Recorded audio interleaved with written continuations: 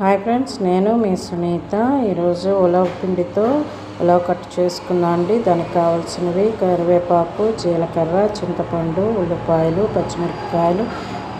ఇవి చక్కగా నూనె వేసుకొని చక్కగా ఫ్రై చేసుకోవాలి. ఇప్పుడు ఉలవ పిండి ఉంది కదండి, ఉలవ పిండిలో చింతపండు పులుసు తీసుకొని దానిలో పోసుకొని ముద్దలు లేకుండా చక్కగా కలుపుకోవాలి.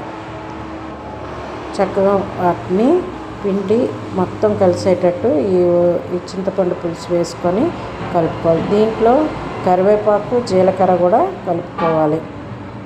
కలుపుకున్న తర్వాత మనము ఉల్లిపాయలు వేపుతున్నాం కదండి, దానిలో కొంచెం వాటర్ వేసుకొని కారము, ఉప్పు, పసుపు కొంచెం కొంచెంగా వేసుకొని వీటిని కలుపుతూ ఉండాలి. ఇలా అయిపోయిన తర్వాత, ఇవి మరిగిన తర్వాత దాంట్లో ఈ చింతపండుతో కలిపిన ఈ పిండిని కలుపుకున్నట్లయితే ఉలవ కట్టు రెడీ.